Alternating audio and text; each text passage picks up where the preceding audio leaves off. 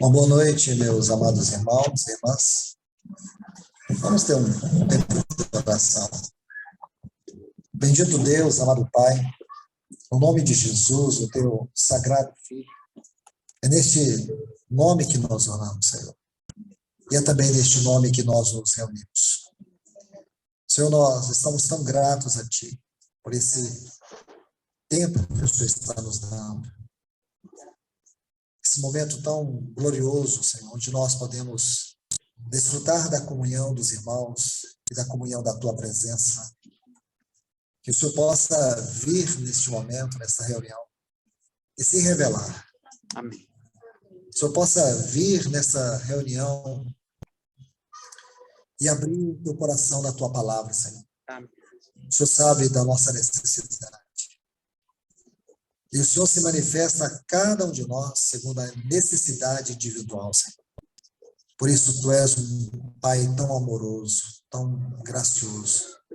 E nós te rogamos aqui, rogamos que Tu nos ajudes, mediante o Teu Espírito Santo, que Ele traga a unção na Tua palavra, Senhor, como também nos nossos ouvidos, Senhor. Para que nós possamos não apenas ouvir, mas receber Tua palavra como vida. Porque é isso que nós precisamos.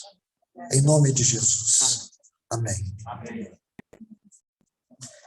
Meus queridos irmãos e irmãs, abram suas Bíblias aqui no Evangelho de Marcos, capítulo 9, os versículos 2 a 8. Nós vamos estudar sobre aqueles pilares que eu havia compartilhado com vocês, sobre a transfiguração, Getsemane e a crucificação. O meu encorajamento aqui, nessa palavra, é que vocês compreendam aquilo que ontem nós lemos no capítulo 8, 5, nos versículos 8 a 10, da Epístola aos Romanos, sobre a salvação pela vida. Sabemos que Cristo, Ele nos salvou na sua morte. Ele nos salvou de quê? Ele nos salvou da condenação do inferno. Ele nos salvou dando a sua vida como sacrifício, um sacrifício agradável diante do Pai. Ele nos salvou se entregando na morte por nós. Então, nós temos que fazer essa separação, a salvação pela morte e a salvação pela vida. A salvação pela morte é a salvação da remissão dos pecados. Agora, essa salvação da vida, ela não é a salvação que acontece na cruz, é a salvação que acontece no trono. Então, nós temos a cruz e o trono. Vocês se lembram bem que ontem nós lemos esses textos, Romanos capítulo 5, versículos 8 a 10. E nós podemos ver isso, salvos pela vida. E o meu objetivo é levar vocês mediante esses três pilares: a transfiguração, o Getsemane e a crucificação. E esses três pilares vão nos ajudar a construir esta doutrina. Porque se nós não entendermos essa obra do nosso Senhor, mediante esses três lugares, nós não podemos entender o que realmente representa o seu ministério no trono. A teologia do livro de Hebreus é essa teologia. Este é o assunto da carta aos Hebreus. A posição que Cristo ocupa no trono diante do Pai em nosso favor. A posição de sumo sacerdote. Então vamos aqui ler Marcos capítulo 9, versículos 2 a 8. Se você quiser, tiver uma caneta e você quiser anotar, eu vou fazer algumas adições, algumas colocações complementares usando os outros evangelhos. Por quê? Para que essa leitura ela se amplie na nossa mente. Então vamos lá. Marcos capítulo 9, versículos 2 a 8 diz: 6 dias depois tomou Jesus consigo a Pedro, Tiago e João e levou-os a sós, à parte, a um alto monte, e foi transfigurado diante deles. Se você ler Lucas capítulo 9, onde narra também a transfiguração, os versículos 28 e 29 diz: Cerca de 8 dias depois de proferir estas palavras, tomando Jesus consigo Pedro, Tiago e João, preste atenção, diz assim, subiu ao monte com o propósito de orar. E cada um desses detalhes, eles são fundamentais. Entender, primeiro, o que Marcos fala sobre a transfiguração? O que Mateus fala, ou Lucas fala, Mateus fala sobre a transfiguração? É muito importante nós sabermos isso, porque aqui nós vamos ver 3 assuntos. Muito importante. Por isso, eu estou colocando essas passagens, esses textos. Olha o versículo 29. E aconteceu que, enquanto ele orava, a aparência do seu rosto se transfigurou e as suas vestes resplandeceram de brancura. Agora, voltemos para Marcos. Marcos, capítulo 9, versículo 3 diz, as suas vestes tornaram-se resplandecentes, sobremodo brancas, como nenhum lavandeiro na terra as poderia alvejar. E apareceu-lhes Elias com Moisés e estavam falando com Jesus. Agora, observe o que Lucas diz no capítulo 9, versículo 31. Os quais, Elias e Moisés, apareceram em glória, apareceram dentro daquela atmosfera de glória, e falavam da sua partida. Marcos não diz o que eles falavam. Lucas vai dizer que eles falavam da sua partida que estava para se cumprir em Jerusalém. Os detalhes são muito importantes. Agora, volte aqui, versículo 5 de Marcos, capítulo 9. Então Pedro, tomando a palavra, disse, mestre, bom estamos aqui, e que façamos 3 tendas, uma será tua, outra para Moisés, outra para Elias. Agora, Lucas vai dizer o seguinte, Lucas 9, 32. Pedro e seus companheiros achavam-se premidos. Premidos. Essa palavra premidos, ela é usada aqui em Marcos, capítulo 9, versículo 6, aterrados, que na tradução do grego significa espanto, medo, terror, excessivamente amedrontados. Quando eles estavam ali na transfiguração, Jesus, vocês conhecem toda a história, Jesus os levou e, de repente, uma glória celestial flui do seu ser. E o rosto dele começa a resplandecer. Aí, o texto diz que eles ficaram em espanto, excessivamente amedrontados, aterrorizados. Versículo 6 de Marcos 9. Pois não sabiam o que dizer, pois estarem eles aterrados. Versículo 7. A seguir veio uma nuvem que os envolveu. Em Mateus 17, 5, diz que uma nuvem luminosa, diferente da glória do Senhor, com essa nuvem luminosa que os envolveu. E dessa nuvem luminosa, uma voz dizia, este é meu filho. Este é meu filho. E por que aqui nós temos esse texto? Lembra quando inicia, tanto em Lucas como em Marcos, 6 dias depois de ditas essas coisas. Quais coisas foram ditas? Lembre-se, irmãos. Jesus havia feito aquela pergunta, que diz os homens que eu sou? Aí eles disseram, olha, muita coisa. Uns falam que é Elias, outros falam que é Jeremias. E vocês, o que dizem? Aí Pedro diz, tu és o Cristo. Agora vamos ver qual é o testemunho que o pai diz. Agora o pai vai dar o testemunho. Este é meu filho. Para o pai, ele não era o Cristo. Para o pai, ele era o filho. É muito importante esse testemunho. Nós vamos entender ao desenvolver da mensagem. Versículo 8. E de relance, olhando ao redor, ninguém mais viram com ele, senão Jesus. Muito bem, meus irmãos e irmãs. O ministério de Cristo, ele pode ser dividido em 5 partes. O ministério de Cristo. Tentação, a transfiguração aqui, a crucificação, a ressurreição e a ascensão. Então, todo o ministério de Cristo pode ser dividido nesses 5 pontos. Tentação, transfiguração, crucificação, ressurreição e ascensão. pontos importantes. Se você quer estudar a vida de Cristo, você tem que colocar esses 5 pontos, desenvolver toda a leitura e estudo a partir deles. Agora, nós precisamos construir um paradoxo muito importante. É o paradoxo que existe entre a transfiguração e a crucificação. Por quê, irmãos? Lembre-se, aqui na transfiguração, nosso Senhor, ele está há 6 meses da sua cruz. 6 meses. Aqui, se você observar bem, Lucas capítulo 9, o versículo 51, se você quiser ler, esse texto diz que chegou o tempo da ascensão do Senhor. Chegou o tempo da ascensão do Senhor. Então nós temos uma possibilidade, que está descrita por Lucas, do nosso Senhor ascender aos céus, antes do Gólgota. Nós sabemos que ele ascendeu depois, lá em Betânia, ele ascendeu diante dos seus discípulos. Mas aqui Lucas vai dizer, e nós vamos depois tratar isso com mais detalhes, que o nosso Senhor poderia sim ter ascendido aos céus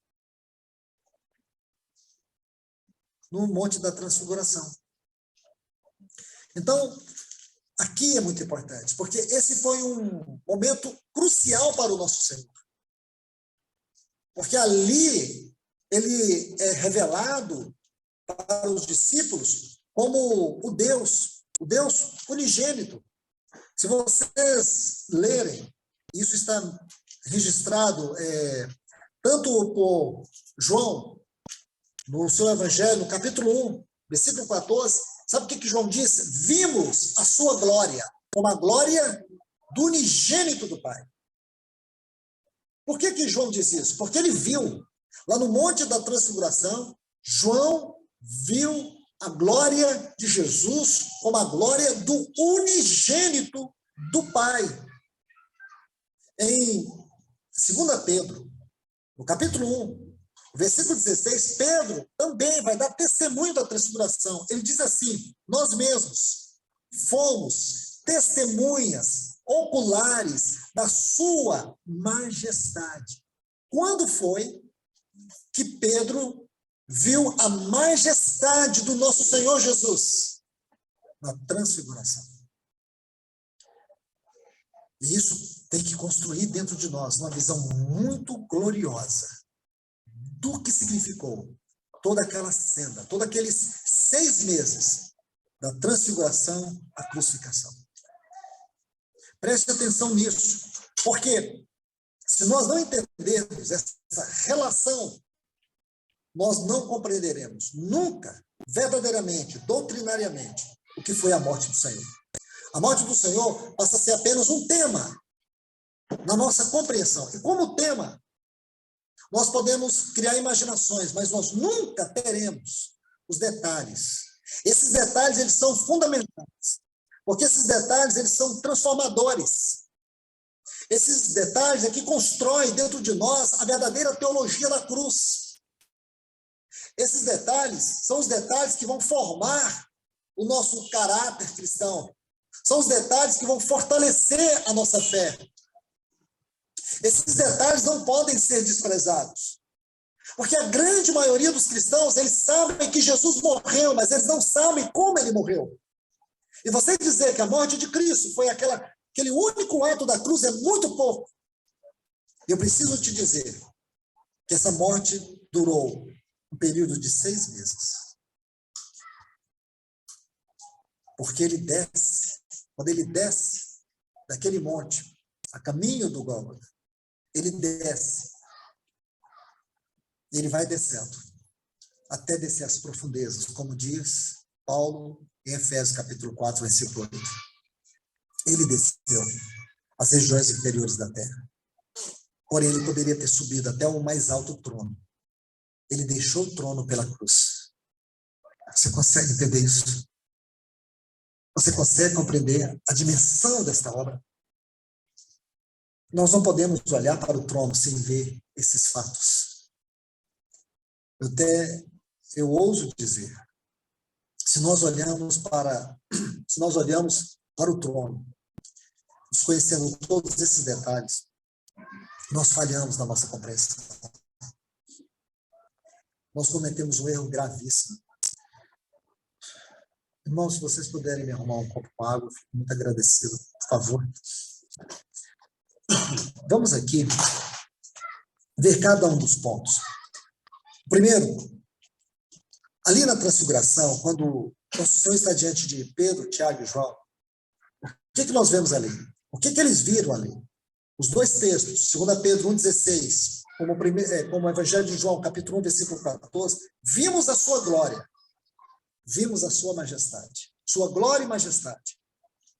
Então, o que a transfiguração nos mostra?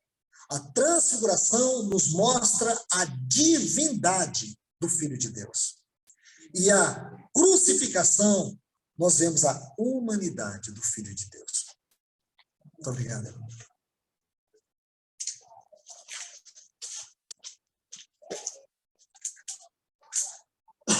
Então, aqui nós temos duas coisas.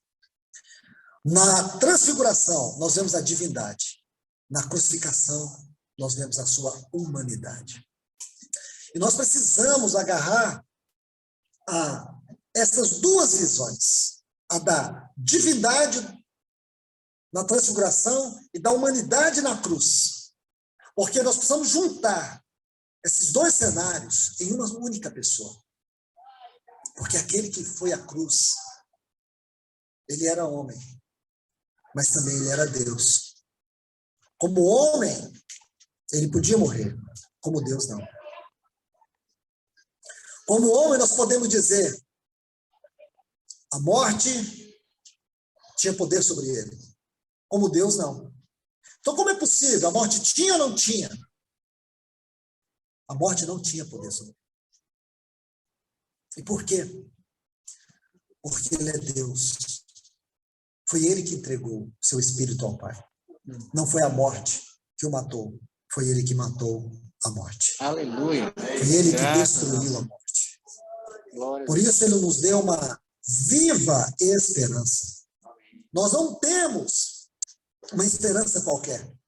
Nossa esperança é viva e é eterna. O mundo diz, a esperança é a última que morre. A nossa ressuscitou. Aleluia. E está no trono. Glórias ao Senhor. A nossa esperança ressuscitou. Amém. Segundo ponto, a transfiguração nos revela que aquele que morreu na cruz é Deus.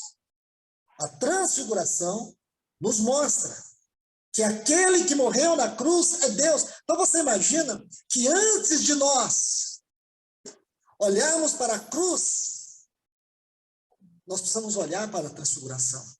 Porque a transfiguração cria o cenário da cruz. Pense nisso. Então, quando você olha para a cruz, na sombra da transfiguração, isso tem que nos impactar de uma forma muito profunda. E pensar que quem morreu na cruz é aquele que há 6 meses estava revelando sua glória e a sua majestade. A transfiguração diz, aquele que morreu na cruz é Deus. E a crucificação nos revela que aquele que foi transfigurado diante de Pedro, Tiago e João era homem. Era homem. Terceiro ponto, a transfiguração é revelada a glória do Filho. E a crucificação é revelada a glória de Deus. Como assim? João 17, nosso Senhor, ele faz aquela que é considerada a maior de todas as orações. Ele vai orar de uma forma que ninguém nunca orou.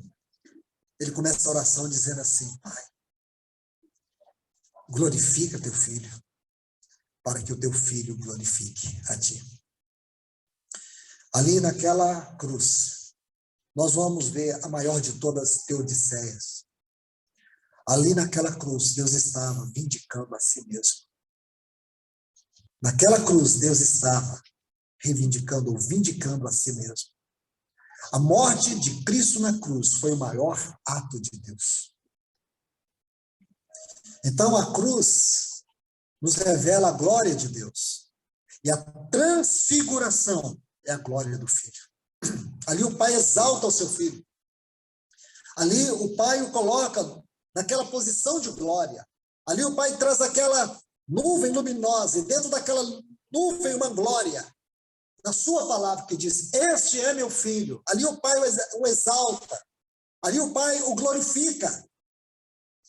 Vamos para um outro ponto. A transfiguração foi um acontecimento íntimo para alguns, para 3 dos seus discípulos. A crucificação não. A crucificação foi um ato público para todos. Na transfiguração, alguns puderam ver. Na crucificação, todos podiam ver. Na transfiguração, nós vemos o Filho aprovado. E na crucificação, nós vemos o Filho crucificado. Irmãos, Deus precisa nos ajudar pelo seu Espírito Santo a abrir os nossos olhos. Nós entendemos o que foi aquela morte. Aquela morte foi tão cruel. Aquela morte, ela significou tanto para Deus. Naquela morte, onde Deus entrega o seu Filho por nós. Quem poderia fazer isso? Talvez, por justos, alguém ousaria morrer, como disse Paulo. Mas Deus prova o seu amor para conosco. Pelo fato de ter Cristo morrido por nós, sendo nós ainda pecadores. Então, quem morreu naquela cruz foi o Filho aprovado por Deus. Foi o Filho que não tinha pecado. Foi aquele que o Pai deu testemunho. Esse é meu Filho. Então, se você olha a cruz, do ponto de vista da transfiguração, esse testemunho tem que ecoar na cruz. Tem que ecoar na cruz. Quando eu e você olhamos para isso, nós temos que ficar profundamente impressionados, porque esse testemunho ecoa lá na cruz.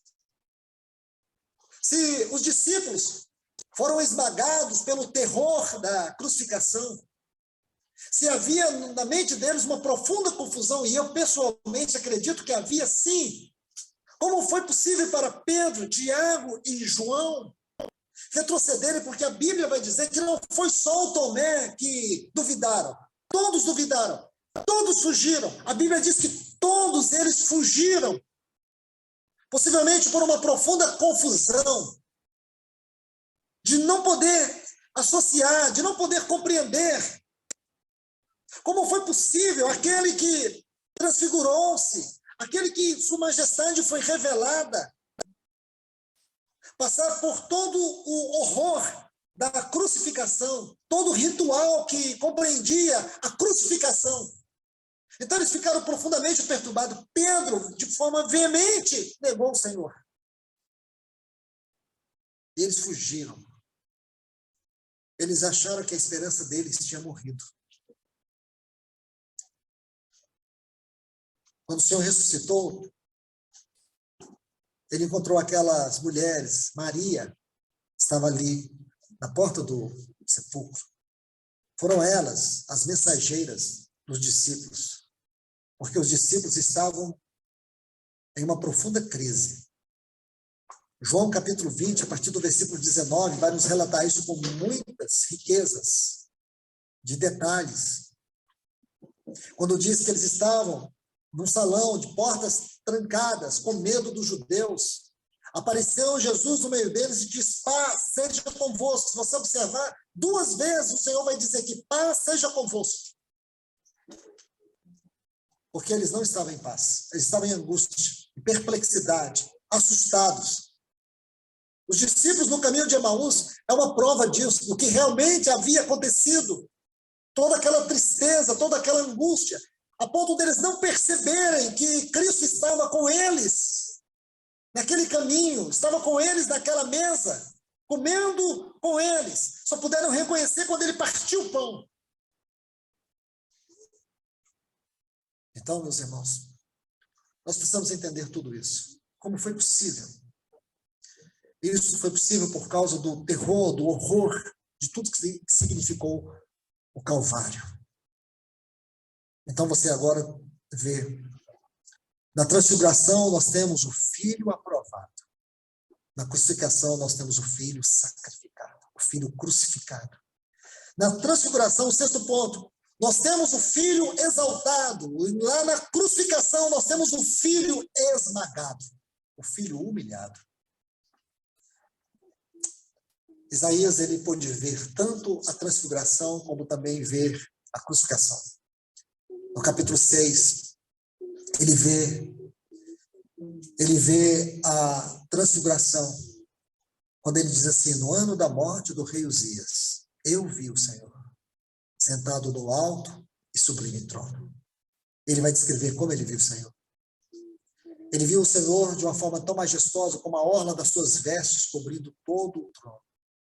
Ele viu o Senhor de uma forma de majestade tão indescritível, que o que ele consegue descrever ainda é pouco sobre tudo aquilo, ou por tudo aquilo que ele viu. E ele viu os serafins, aqueles anjos que têm 6 asas. 2 voavam, 2 cobriam os olhos, 2 cobriam os pés, e eles voavam, e eles diziam: santo, santo, santo. O que quer dizer santo, santo, santo?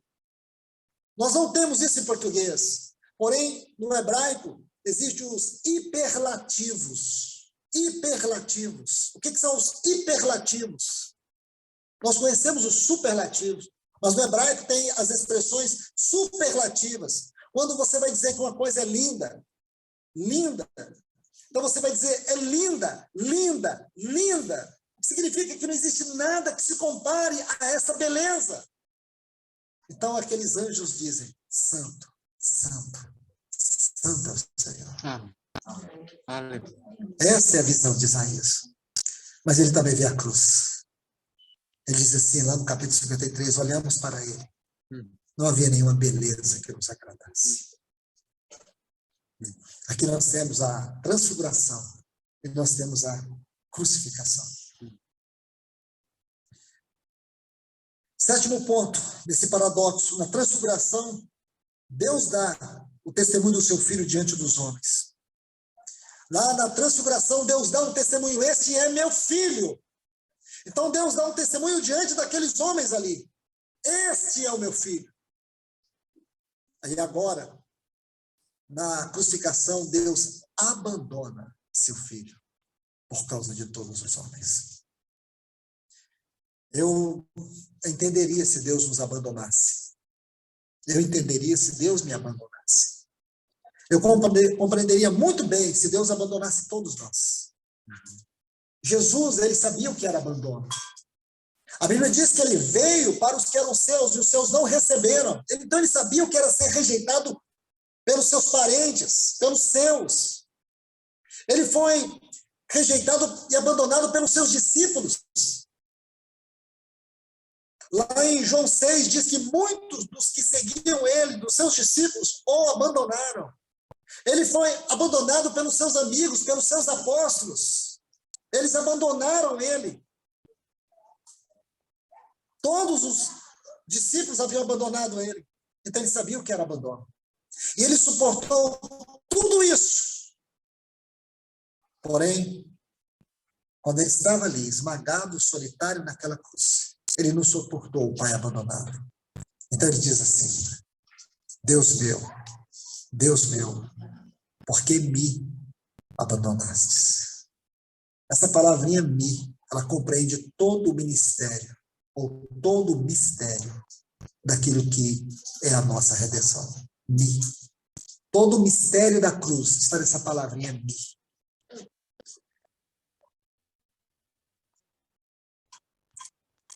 O 9º ponto desse paradoxo: na transfiguração, o Pai fala. Na crucificação, o Pai cala. Na transfiguração, uma luz, uma nuvem luminosa procede do Pai, trazendo uma voz, um testemunho. O Pai fala: esse é meu filho. Porém, lá na cruz, o Pai cala. Do monte da transfiguração, ele desce para um vale. Ele segue para Jerusalém. Do monte da crucificação, ele desce até as profundezas do abismo para a nossa redenção. Então, aqui, depois desse paradoxo, nós podemos ver algumas lições. Eu quero compartilhar cada uma delas. Meus irmãos e irmãs, os evangelhos narram em 3 oportunidades a transfiguração. A primeira descrição está em Mateus capítulo 17, os versículos 1 a 8. A segunda narrativa está em Marcos capítulo 9, os versículos 2 a 8. E a terceira está em Lucas capítulo 9, os versículos 28 até o 36. E falando de maneira bem objetiva e resumida, se você ler o relato de Marcos sobre a transfiguração, você vai ver que a ênfase de Marcos está na filiação. Me perdoe. Se você ler o relato de Mateus capítulo 17, versículos 1 a 8, você vai ver que o relato de Mateus é filiação. Segundo, se você ler o relato de Marcos, o capítulo 9, os versículos 2 a 8, a ênfase de Marcos aqui é comunhão. E se você ler o que Lucas descreve sobre a transfiguração, a ênfase de Lucas é oração. E nós precisamos entender isso. E por quê? Porque a filiação, a comunhão e a oração, esses 3 pilares aqui, eles vão sustentar a vida do nosso Senhor até a cruz. Filiação, comunhão e oração. Você vai ver que agora, durante esses 6 meses, ele vai trabalhar esses 3 assuntos, tanto na sua vida pessoal, como também como exemplo para os discípulos. Ele vai enfatizar o assunto comunhão, a ênfase da filiação, da oração. E ele vai tratar isso de uma forma maravilhosa, no capítulo 17 do Evangelho de João. Quando você abre o Evangelho de João, você vai ver ali 7 vezes a frase, para quê? Essa pequena frase, para quê, no Evangelho de João, capítulo 17. São 7 temas, onde o nosso Senhor vai tratar. E se você observar essa oração aqui no capítulo 17, que vai resumir esses 6 meses, você vai ver que o grande detalhe, o grande ponto ali é esses 2, filiação e comunhão. Aqui se cumpre aquilo que Paulo escreveu em 1 Coríntios, capítulo 9. Fiel é Deus, o qual fostes chamados à comunhão do seu Filho. E aqui no capítulo 17, ele vai escancarar, ele vai abrir o seu coração, como nunca, diante do Pai, por nós. E ele vai tratar isso, a ponto dele dizer assim, Pai, assim como nós somos, sejam eles em nós.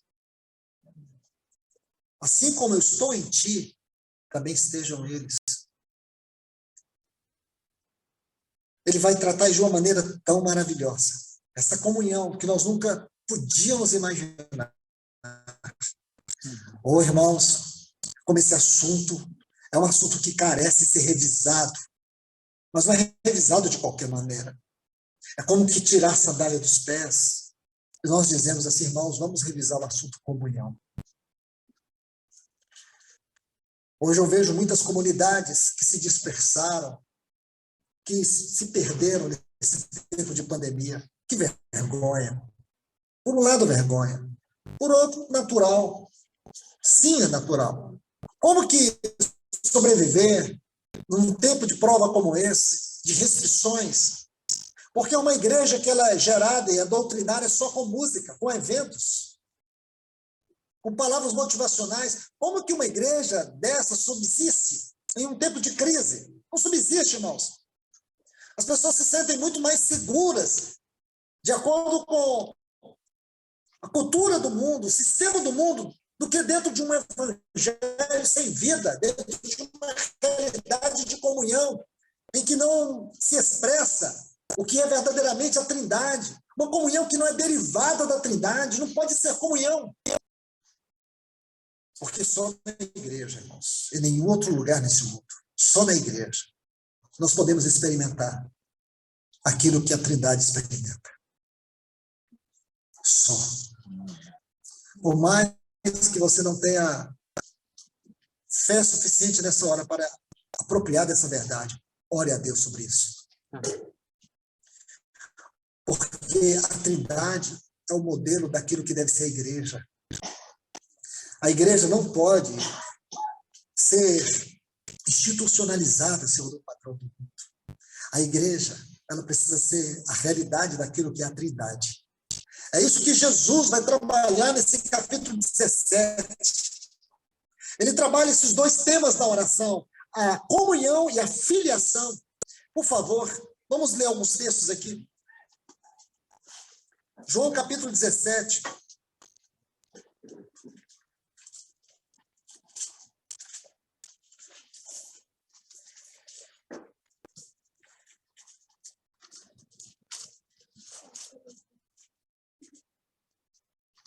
Olha o que ele diz no versículo 11. Já não estou no mundo, mas eles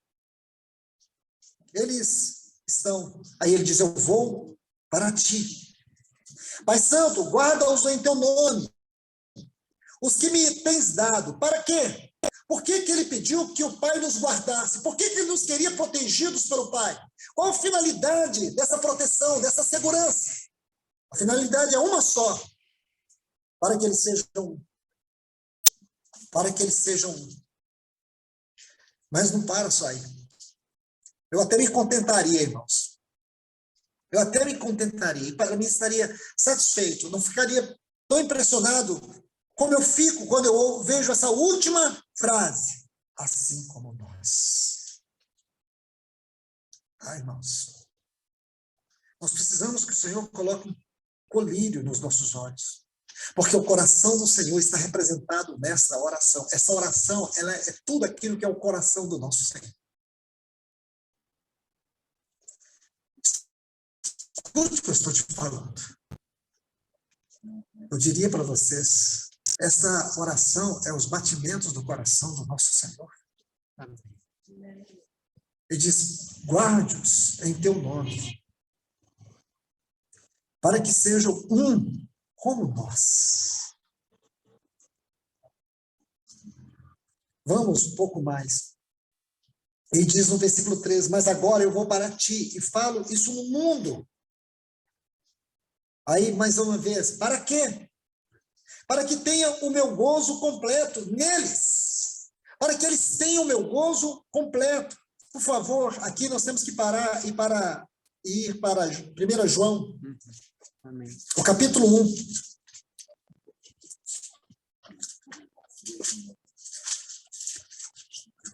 Primeira João, capítulo 1. Olha o versículo 3.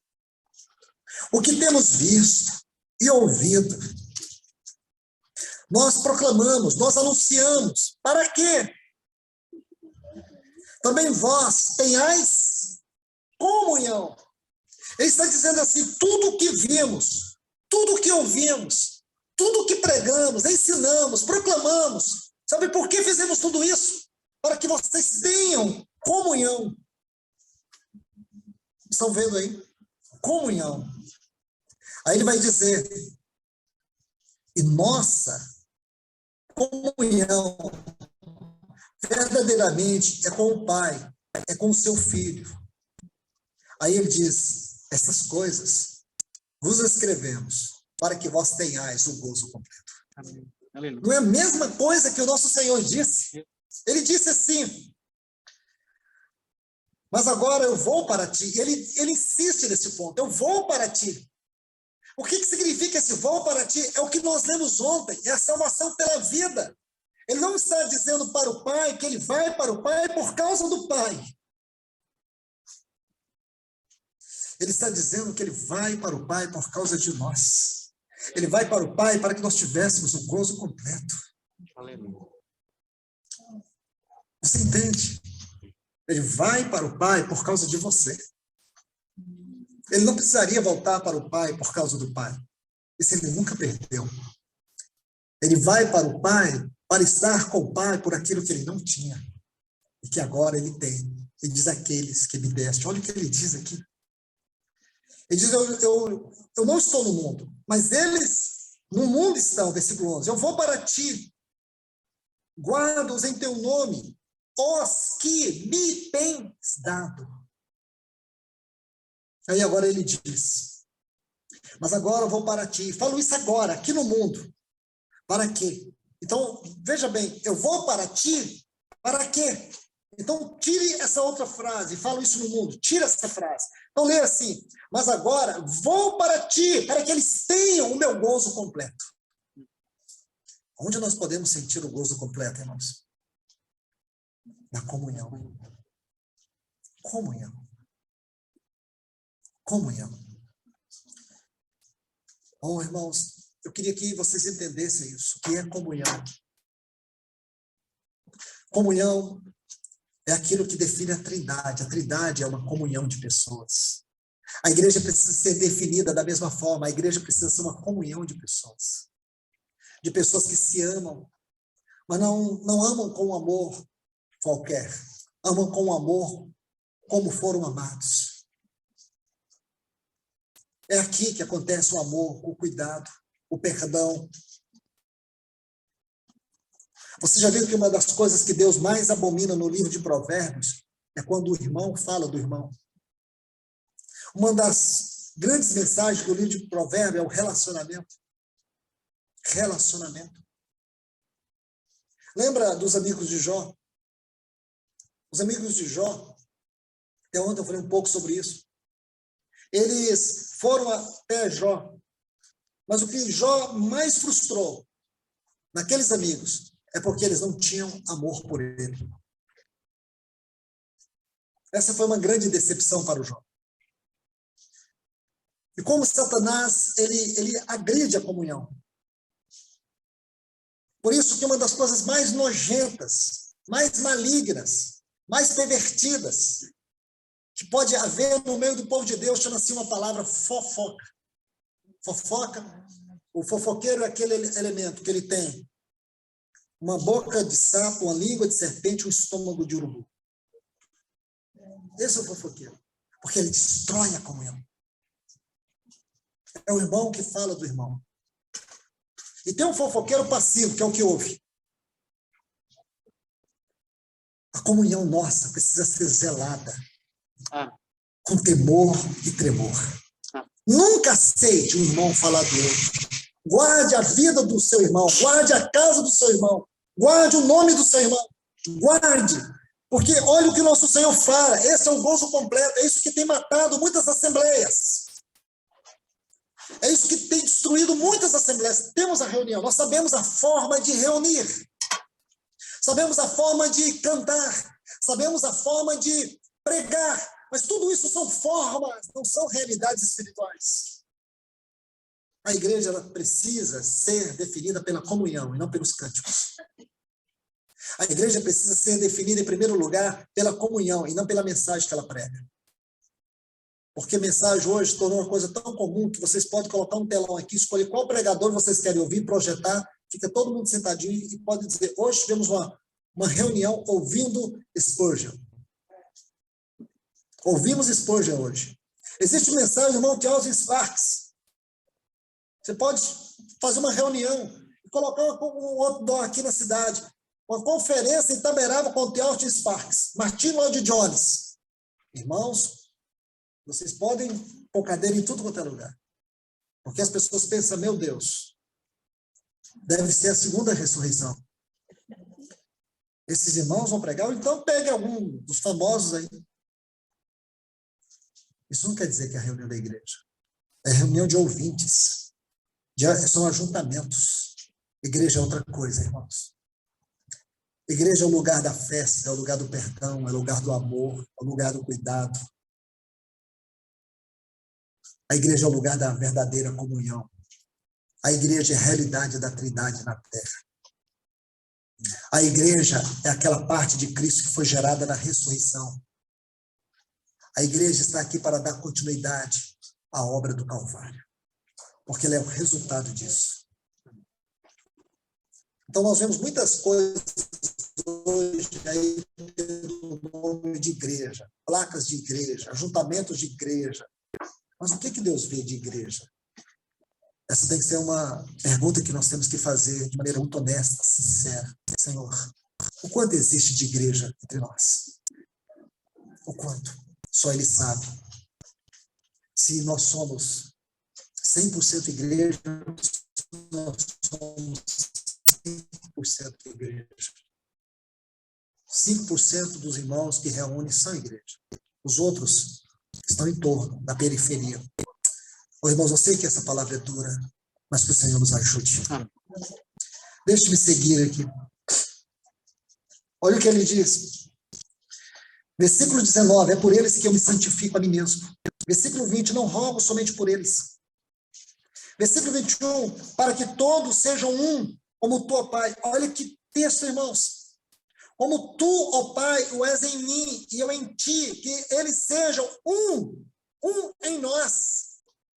Olha o que ele diz no versículo 11, aquela frase, para que sejam um, assim como nós. Agora, observa o que ele diz, para que eles sejam um em nós. Primeiro, um como nós. Segundo, um em nós. Aí ele vai dizer, para que o mundo creia que tu me enviastes. Essa é a grande mensagem. Esse é o verdadeiro evangelho. Porque o mundo não pode apenas ouvir o que ele não vê. O mundo não tem fé. O mundo não crê. E aqui o Senhor vai nos dar o caminho para que o mundo se converta. O mundo vai se converter quando o evangelho se tornar uma realidade de comunhão. E não apenas uma mensagem muito bonita, recheada de afirmações, de asseverações, de exortações. O Senhor está dizendo, não é isso. Ele está dizendo assim, para que o mundo creia que tu me enviastes. Porque a igreja precisa carregar a mensagem do Calvário. E essa mensagem precisa ser proclamada num ambiente de comunhão, de verdadeiro amor. Porque foi isso que Cristo deixou para nós.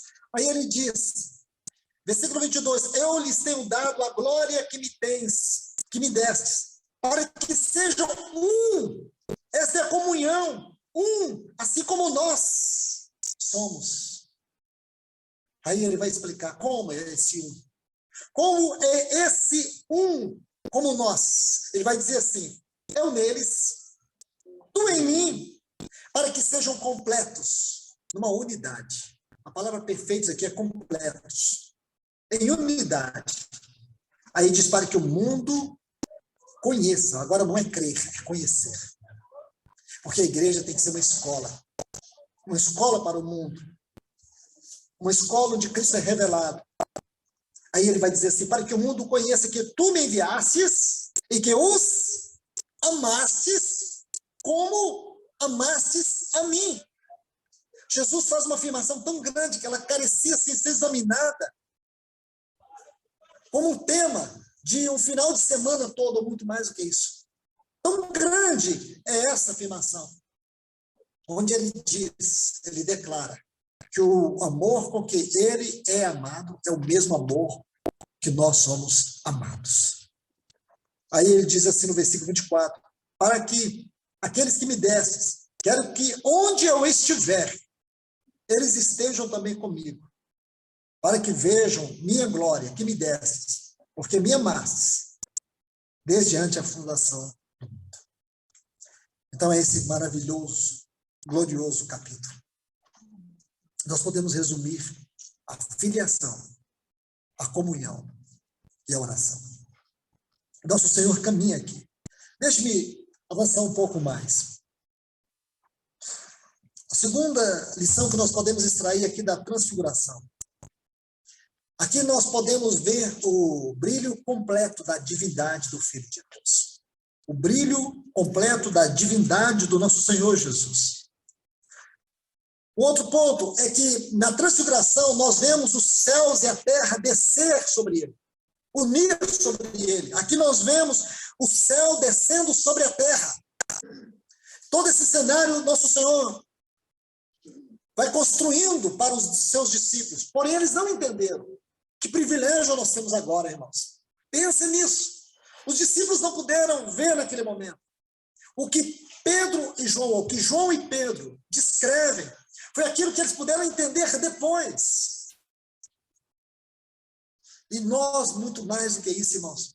Nós podemos, depois de Pedro e João, nós podemos agora olhar para todo aquele cenário e ver a dimensão daquela cruz. O tamanho daquela cruz no supremo propósito de Deus. O tamanho daquela cruz que ele ocupou o nosso lugar. Então aqui nós vemos o dia em que o céu desceu à terra. E nós vamos perceber que aqui também, na transfiguração, é o conceito que o Pai tem do seu Filho. São pontos importantíssimos, que eu acredito que nós temos que estudar com muito cuidado. Agora, avançando um pouco mais, então nosso Senhor, ele não ascendeu aos céus. Eu gostaria que você abrisse sua Bíblia em Lucas capítulo 9. Lucas capítulo 9, nós vamos tomar um texto, e aqui nós vamos avançar por um caminho que eu denominaria a senda do Calvário. No versículo 51 diz assim, um texto que eu citei, mas eu quero que vocês leiam. Aconteceu que, quando se cumpriam os dias de ser recebido no céu, ele firmou em seu rosto a decisão firme de ir para Jerusalém. Que texto lindo. Enquanto chegou o tempo, naquele momento, da transfiguração, chegou o momento dele ascender aos céus. Ali estava o testemunho do Pai, ali estava a majestade do Filho, ali estava a glória do unigênito do Pai. Aí você vê, diz assim, que ele demonstrou no seu semblante uma decisão firme de ir para Jerusalém. E se você estudar aqui o Evangelho de Lucas, desde o capítulo 9, você vai ver 7 citações. Se você quiser anotar, eu vou falar cada uma delas para vocês. 7 citações que vai mostrar o caminho dele durante esses 6 meses. Lucas vai fazer isso de uma maneira muito didática, muito linda. 7 vezes. Mostra a sua intrépida resolução de ir para Jerusalém. Então está aqui, Lucas capítulo 9, o versículo 53. Diz assim, mas não o receberam, porque o aspecto dele era de quem decisivamente ia para Jerusalém. Olha essa frase. O aspecto dele era de quem decisivamente ia para Jerusalém. Lucas 9, 53. O segundo texto, no capítulo 13 de Lucas, o versículo 22, diz que Jesus, ele estava passando por algumas cidades e aldeias, ensinando e caminhando para Jerusalém.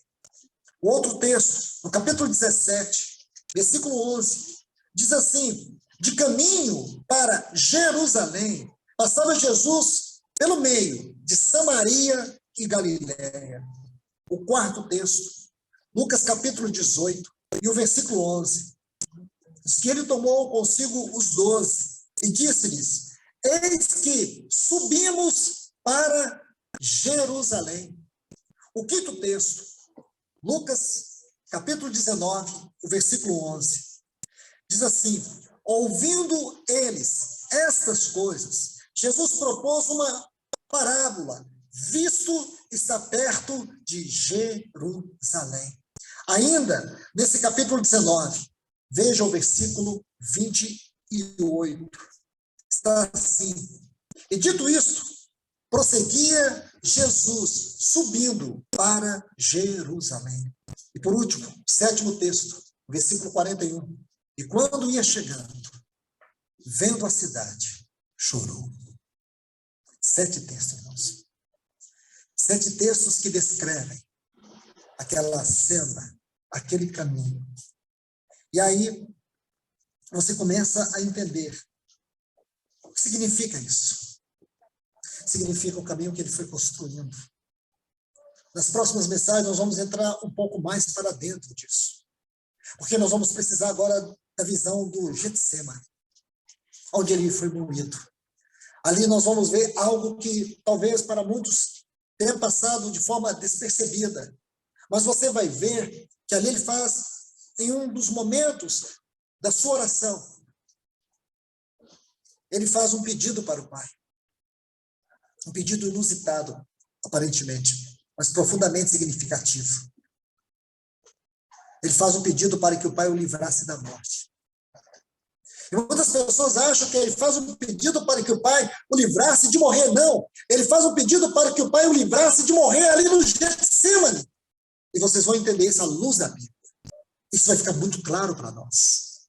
Porque ali, quando ele sofre aquela hematidrose, é um caso raro da medicina, porém é possível em casos extremos de angústia, de dor, de sofrimento, de um profundo abalo emocional, onde ocorre uma descompensação emocional, com um extremo cansaço físico, com um profundo esgotamento físico, com um tremendo desgaste na sua mente, uma dor que o dilacera por dentro. Isso provoca essa hematidrose. As veias sudoríparas, elas vão se rompendo, aqueles finos vasos. E ali ele poderia morrer. E nós vamos ver isso com cuidado. Mas aqui, irmãos e irmãs, ele segue. E é importante você ver isso.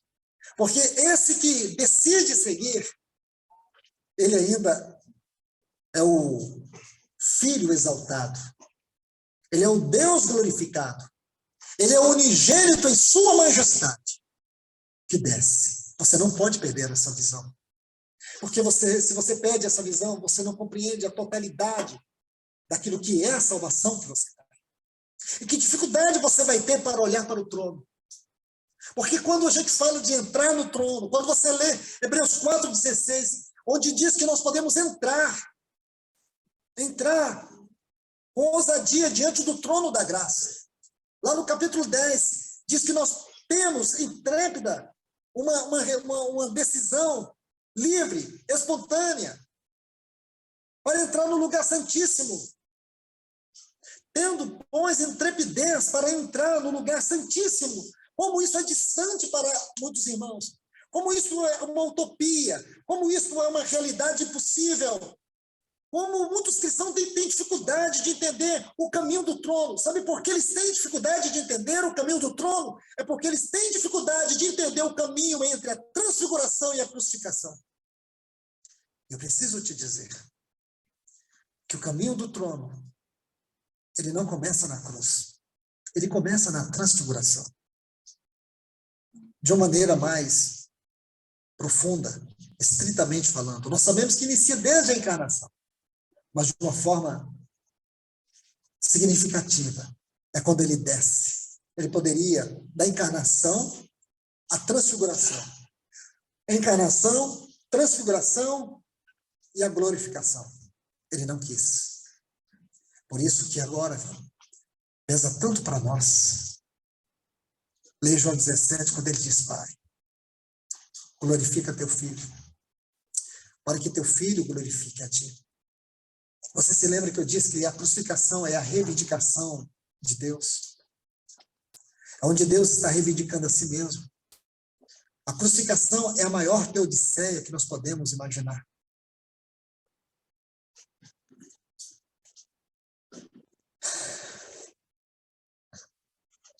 Deixe-me mostrar algo para vocês.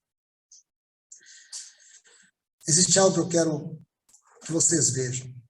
E eu creio que isso é muito, muito especial para nós.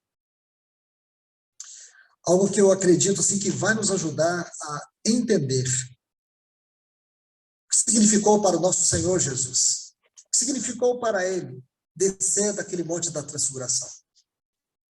Eu vou tentar relatar de maneira muito rápida o que significou para ele. Você tem que entender isso. Porque se você não entende, você não sabe o que é essa salvação que você diz ter aí nesse coração. Vamos compreender isso. A primeira questão que eu quero que você entenda. O que custou para ele? O que significou para ele? O que ele teve que passar? O que ele teve que suportar? O que pesou sobre ele? Deixar o trono. Ele poderia voltar para o trono. Ele teria os céus aos seus pés, todos os anjos aos seus pés. Ele teria o Pai. Ele teria o seu Espírito. Ele teria tudo o que ele sempre teve. Então, quando você lê Lucas 9:51, isso tem que descer no seu coração como uma espada inflamada. É inevitável que nós venhamos considerar isso. Então, o que custou para ele? Vamos a cada um dos pontos. A primeira coisa que podemos colocar aqui, a rejeição e a resistência dos seus ensinos lá em Jerusalém. Quando ele chega em Jerusalém, Mateus capítulo 21, o versículo 23, você vai ver que ele sofreu uma oposição. A partir desse momento, no início, lembre-se, quando Jesus começa a ensinar lá no início, desde Nazaré, Galileia, ele entra em Jerusalém a primeira vez, ele faz aquela purificação ali na porta do templo, os seus ensinos não eram combatidos, ele não era resistido, mas agora sim, a primeira coisa que você vai ver, a resistência que ele sofre aos seus ensinos, Mateus capítulo 1, versículo 23. Segundo, o ponto que nós vamos detalhar amanhã, a agonia do Getsemane. E que agonia foi essa? Nós vamos descrever isso um pouco, mas vou tentar descrever amanhã. A agonia do Getsemane, onde ele foi esmagado, onde ele começou a ser moído pelas nossas iniquidades. Terceiro, Mateus capítulo 26, a traição de Judas, o discípulo que ele colocou tamanha confiança. Irmãos, isso é muito sério. Você precisa colocar Judas e Pedro lado a lado para você entender um pouco. Judas e Pedro. Você vai ver que Jesus tratou esses dois discípulos de uma maneira muito distinta.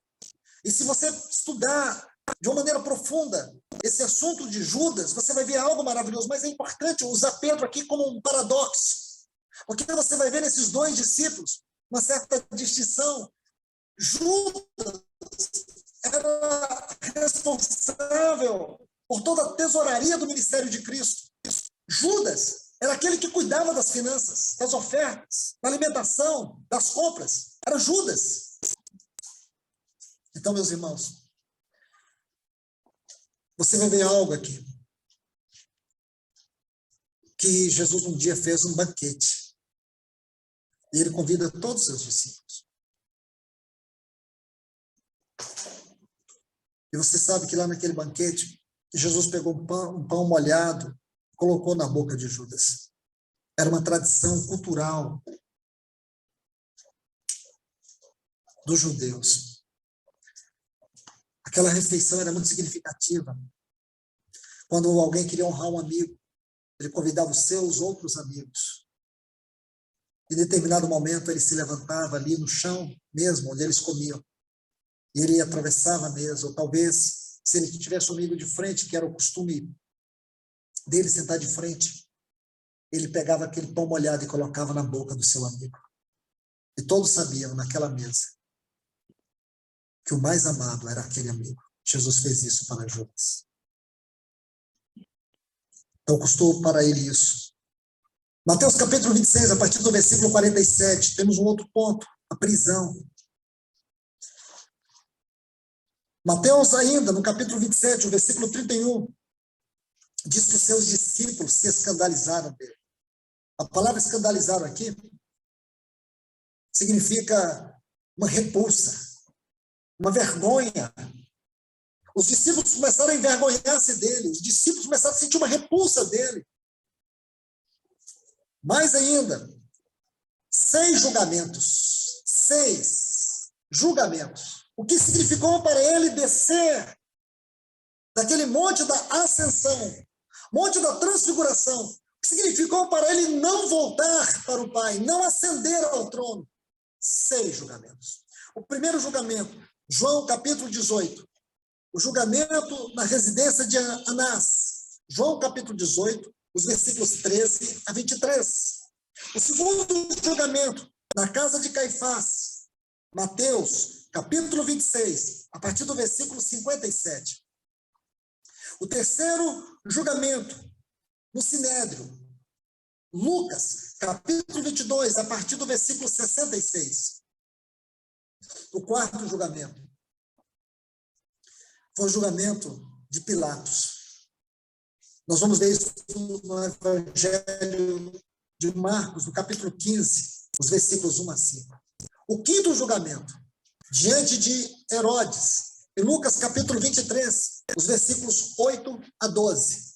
E o sexto julgamento, novamente, diante de Pilatos.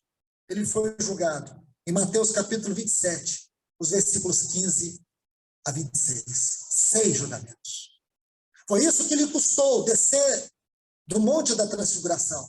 Foi isso que lhe custou não ascender aos céus.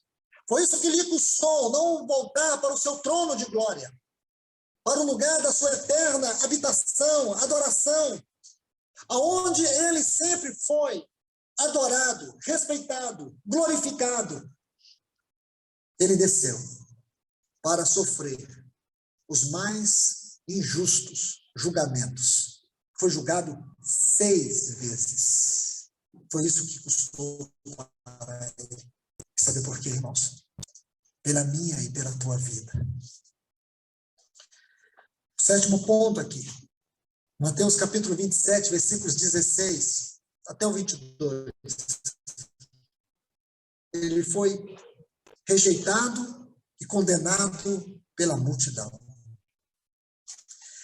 Oitavo, os soldados do governo levaram ele para o pretório. Foi isso que lhe custou. Os soldados agora vão começar um ritual chamado ritual da crucificação. Então você vai ver alguns pontos aqui. Diz que os soldados zombavam dele. No versículo 28, diz que vestiram ele com um manto escarlate. No versículo 29, diz que colocaram uma coroa de espinhos sobre a sua cabeça e ainda batiam com caniço. E ainda no versículo 29, diz que fizeram ele ajoelhar e eles zombavam dele, enquanto batiam com caniço sobre a sua cabeça. Foi isso que lhe custou. Um outro ponto aqui, o nono ponto, custou para ele sair dali e ir para o ritual da crucificação. Porque a crucificação tinha um ritual. Ele era levado diante de um especialista na arte da tortura, que amarrava os seus braços abertos sobre um tronco e curvava o seu corpo. E ali, num ritual de uma quarentena de açoites, esse açoite chamava-se flagelo, que tinha 4 ossos e 4 chumos na ponta. Sulcos se abriram sobre as suas costas. Foi isso que lhe custou. O 10º ponto, o que significou para ele descer daquele monte, onde ele estava na companhia daqueles santos homens, que falavam, que assunto que eles falavam? Sobre a sua morte. Vocês lembraram disso? Então, esse assunto não podia morrer ali. Ele estava falando da sua morte, na sua glória, na sua majestade. Oh, irmãos, que coisa linda! Elias e Moisés falando com Cristo sobre o quê? Sobre as leis? Não. Eles estavam falando sobre a sua morte. E por quê? Você pode imaginar, eu posso imaginar. Eu digo para vocês, eles estavam falando da morte de Cristo, porque esse era, naquele exato momento, naquele tempo, o assunto dos céus. Não tinha outro assunto. Eu não sei, nem você sabe, ninguém sabe, mas possivelmente era ele, nosso Senhor, que abriu esse assunto. É como se ele estivesse dizendo para eles: eu não vou com vocês, eu não vou subir, eu me recuso. Eu vou até o fim. Eu vou até o fim. Eu não vou fazer como você, Moisés, que subiu no Monte Nebo e olhou a cidade. Não. Eu vou morrer pela cidade. Vocês dois não puderam morrer pelo seu povo, mas eu vou morrer por ela. É o que Paulo diz Em Efésios capítulo 5, ele deu sua vida pela sua noiva. São imaginações que eu tenho. Então nós podemos olhar para isso. Vamos para mais um outro ponto aqui. Então ele teve que carregar a sua cruz, lá em Lucas capítulo 23, versículo 26. Depois nós temos ele crucificado e cravado na cruz, no mesmo texto aí de Lucas 23, versículo 33. E aí Mateus capítulo 27, versículo 46, vai mostrar o abandono do Pai. Ele sofreu tudo isso, meus irmãos e irmãs. Tudo isso ele sofreu. Tudo isso ele passou. Aí eu quero colocar, e aqui vou encerrar, eu quero colocar alguns textos. Esses textos, eles coroam essa palavra. E é por causa desse grande ato do nosso Senhor, de não ter ascendido aos céus, é que nós temos esses textos. Não teríamos esses textos. Possivelmente, se ele não tivesse ido até aquela cruz, o mundo já teria se desintegrado completamente. Mas graças a Deus, irmãos, que ele teve essa intrépida resolução de descer daquele monte da sua glória. Olha o que diz 1 Coríntios capítulo 15, versículos 55 e 57. Onde está, ó morte, a tua vitória? Onde está, ó morte, o teu aguilhão? Onde está, inferno, a tua vitória? Mas graças a Deus que nos dá a vitória por Cristo Jesus. Deixa-me colocar um outro texto aqui, uma outra porção. Apocalipse capítulo 1, a partir do versículo 17. Quando João tem aquela visão dele, aquele outro lado da nuvem. Porque lá em Lucas, ele vê aquela nuvem subindo e levando o nosso Senhor. Agora ele vai ver o outro lado da nuvem. Aí quando ele vê, ele diz assim, e eu quando vi, eu caí aos seus pés como morto.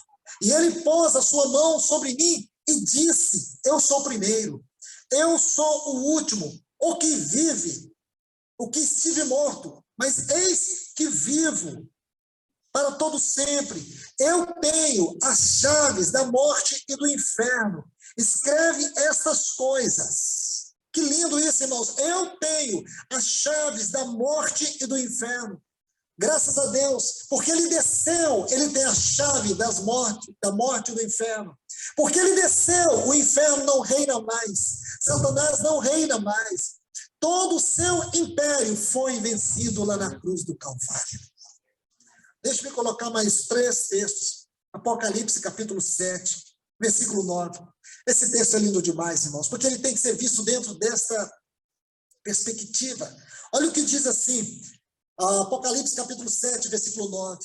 Depois dessas coisas, vi, agora veja, eis, grande multidão que ninguém podia enumerar, de todas as tribos e nações, línguas, em pé, diante do trono de Deus. Veja isso, irmãos. Se ele não tivesse descido daquele monte da transfiguração, nós não teríamos esse texto. Lá diante do trono, teria os serafins cantando. Mas aqui, nós temos uma multidão. Essa frase, diante do trono, ela no texto original, ela não descreve apenas seres próximos. Ali fala de intimidade. Oh, irmãos, eu e você temos que olhar para esse texto e nós temos que sentir que nós estaremos lá. E nós estaremos lá porque ele desceu por nós. Ele caminhou por nós até aquela cruz. Ele foi até aquela cruz por nós. Ele morreu por nós. Ele ressuscitou por nós. Ele ascendeu por nós. Ele está por nós naquele trono até o momento dele voltar para nós. É isso que você tem que ver. Deixa eu colocar mais outros 2 textos. Apocalipse, capítulo 19, e o versículo 1. Está assim, depois dessas coisas, ouvi no céu uma como grande voz de numerosa multidão, dizendo, aleluia, a salvação e a glória e o poder pertence ao nosso Deus. Uma multidão diante do trono. E por último, nesse mesmo capítulo, o versículo 6 diz, então ouvi uma voz como de numerosa multidão, como de muitas águas, como fortes trovões, dizendo, aleluia, pois reina o nosso Deus, o Todo-Poderoso.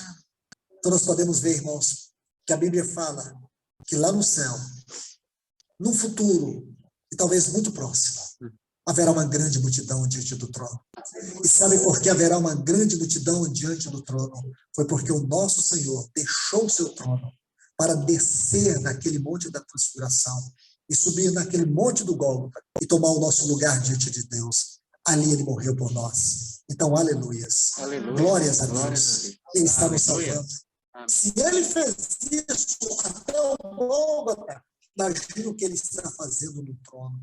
É justamente isso que Paulo quer nos mostrar. Se ele fez isso até a cruz, imagine o que ele está fazendo no trono. O que ele está fazendo agora, ele não vai perder você de vista. Aquilo que nós vimos ontem no Salmo 23, ele insiste, ele persiste, e ele não desiste de cada um daqueles que o Pai lhe deu. Amém. Então não fique com medo, não se sinta inseguro, não se sinta desanimado, não se sinta, meu irmão, não permita que a depressão apodere da sua mente. Não permita que esses transtornos de ansiedade venham te sufocar. Não permita. Glorifique a Deus. Olhe para esses textos. Olhe para essa palavra. Olhe o que a Bíblia diz. A Bíblia descreve você diante do trono de Deus. Essa é a sua viva esperança. Amém. A nossa esperança, irmãos, não está na mão de homens. Em resoluções de homens. A nossa esperança está na mão de um Deus todo-poderoso. Aleluia. A nossa salvação pertence a Deus. Amém. O poder pertence a Deus e o nosso Deus reina. Aleluia. Essa é a grande Aleluia. mensagem. Que Deus nos abençoe. Amém. Pai, nós te agradecemos, Senhor. Muito obrigado. Muito obrigado mais uma vez por este encorajamento. Muito obrigado mais uma vez, Senhor. Porque nós temos o privilégio de meditar nessas verdades tão preciosas.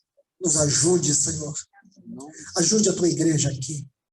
Ajude a tua filha ou o teu filho, que tem lutado com essa angústia, com essa depressão, com essa opressão, com essa ansiedade, com essa insegurança, com os medos. Ó Senhor, mostre para o teu filho, para a tua filha nessa hora. Senhor, como nós podemos confiar nesse que está no trono? Como nós podemos estar seguros? Porque o Senhor está no teu trono. Porque o Senhor deixou o teu trono.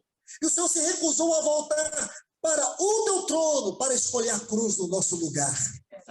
Para escolher a morte no nosso lugar. Para descer ao inferno no nosso lugar. E para nos abrir um caminho para o trono nessa hora. Abra os nossos olhos, Senhor. Faça-nos ver que nós não estamos inseguros. Nós estamos completamente seguros. O Senhor está olhando para nós. O Senhor está olhando para nós como o Senhor olhou aquele dia que o Senhor estava no monte, os discípulos estavam no mar. E a tua palavra diz que o Senhor olhou para eles. E veio um vento tão forte, a ponto de levá-los ao naufrágio. E o Senhor olhou para eles. E o Senhor foi caminhando até eles. E o Senhor subiu naquele barco. E o Senhor repreendeu o vento. Amém. O Senhor não tira os olhos de nós. Ó Senhor, nós te louvamos. Se antes da tua morte o Senhor fazia tudo isso pelos seus, imagine o que o Senhor pode fazer agora por nós. Ó Senhor, é confiados na tua obra, é confiados na tua morte, na tua ressurreição, na tua ascensão, que nós estamos aqui, Senhor. Mesmo vivendo neste mundo tão terrível, sabemos que a nossa vida está segura em tuas santas mãos. Aleluia. Glórias ao teu nome. Glórias Glórias ao teu nome. Glórias ao teu filho. Glórias a ti, Senhor. Nós te adoramos.